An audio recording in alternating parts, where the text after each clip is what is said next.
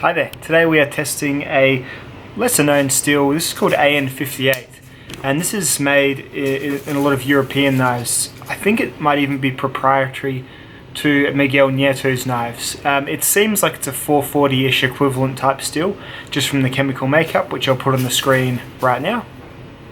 As per usual, I've put a work sharp edge on this one.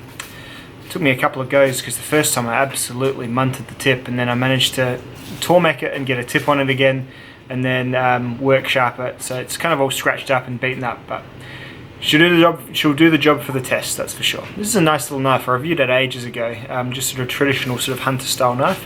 Let's see how this steel performs. As per usual, we'll be cutting the twisted sisal rope until the knife no longer slices paper.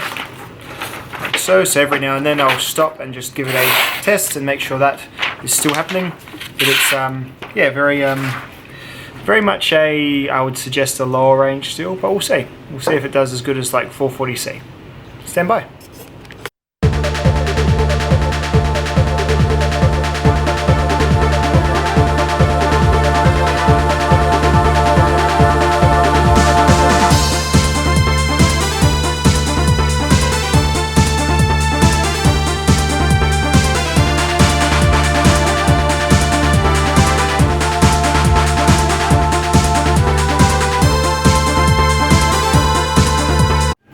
Alright, so 53 passes using this. Yeah, considering, I'll just fish out the specs for my own reference. Considering what you're looking at in terms of what it's made of, so pretty low carbon, you know, reasonable amount of chromium, which isn't particularly known to help with edge retention, like a dab of vanadium, but just a dab.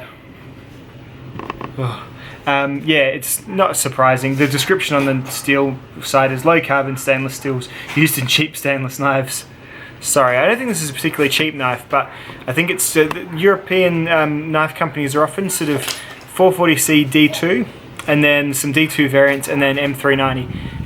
That's really often the steels they're playing with. They don't sort of have that diversity that the American companies kind of go with. So anyway, I hope you found that interesting. If you ever come across a knife in this steel, that's about the performance you can probably expect compared to all of the other ones. So 53 passes using my work sharp rope cutting test. Still feels, you know, sharpish, but yeah, not gonna blow your mind too hard. All right, see you in the next one, guys. Bye.